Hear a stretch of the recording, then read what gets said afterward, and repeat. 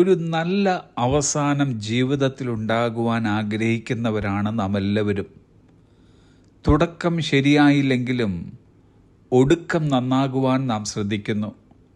അതിനായി ജീവിതത്തിൽ തിരുത്തലുകൾ നടത്തുന്നു, കാര്യങ്ങൾ ഗൗരവമായി കാണുവാൻ ശ്രമിക്കുന്നു, പലരുടെയും ഉപദേശങ്ങളും അതിനായി സ്വീകരിക്കുന്നു. ഇതൊക്കെ നല്ല കാര്യങ്ങൾ തന്നെയാണെങ്കിലും ഇതിൽ വിട്ടുപോയ ഒരു പ്രധാന കാര്യമെന്നത് നല്ല ഒരു ഒടുക്കത്തിനായി ആൽഫയും ഒമേഗയും ആദ്യനും അന്ത്യനുമായ നമ്മുടെ യേശു കർത്താവിൻ്റെ നടത്തിപ്പും സഹായവും ഇതിനായി അത്യന്താപേക്ഷിതമാണ്. തിരുവചനം പറയുന്നു, 138 സങ്കീർത്തനം 8 വാക്യം, യഹോവ എനിക്ക് വേണ്ടി സമാപ്തി വരുത്തും. NIV ഭാഷാന്തരത്തിൽ ഈ വാക്യം ഇങ്ങനെ, the Lord will fulfil his purpose for me. യഹോവ എനിക്ക് വേണ്ടി അവിടുത്തെ ഉദ്ദേശ്യം നിറവേറ്റും. ദൈവം നമ്മെ നടത്തുന്ന വിവിധ തലങ്ങളുണ്ട്.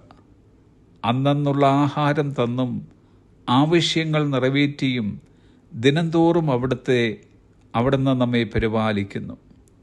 എന്നാൽ ദൈവിക നടത്തിപ്പിൻ്റെ ഏറ്റവും സവിശേഷമായ കാര്യമെന്നത് ദിനംതോറും നമ്മെ പരിപാലിക്കുന്ന ദൈവം നമ്മുടെ ഒടുക്കം കൂടി വളരെ കരുതലോടെ ശ്രദ്ധിക്കുന്നു. ആർക്കും ദുഃഖകരവും ശോചനീയവുമായ ഒരു അന്തമുണ്ടാകുവാൻ ദൈവം ആഗ്രഹിക്കുന്നില്ല. അതുകൊണ്ട് നമ്മുടെ ഇന്നത്തെ കാര്യങ്ങൾ നടത്തി തരുന്നതിനോടൊപ്പം ദീർഘദൃഷ്ടിയോടെ നമ്മുടെ കർത്താവ് നമ്മുടെ ഭാവിയും സുരക്ഷിതമാക്കുന്നു. നാം ആഗ്രഹിക്കുന്നതും പ്രതീക്ഷിക്കുന്നതുമായ ഒരു അവസാനം നമുക്കുണ്ടാകണമെന്നതിലുപരി ദൈവം നമ്മിൽ കണ്ട അവിടുത്തെ പദ്ധതിയുടെ പൂർത്തീകരണമാണ് സർവപ്രധാനമായി നടക്കേണ്ടത്.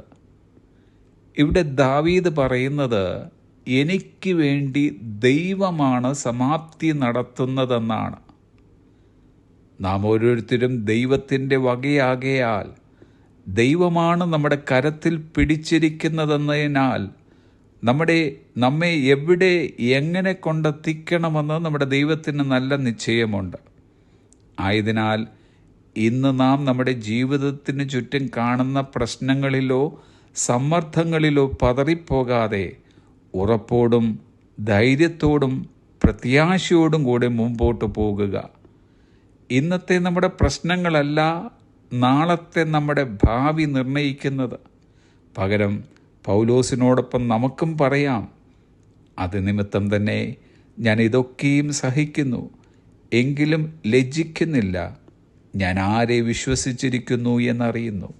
അവൻ എൻ്റെ ഉപനിധി ആ ദിവസം വരെ സൂക്ഷിപ്പാൻ ശക്തനെന്ന് ഉറച്ചു മരിക്കുന്നു. Have a blessed day.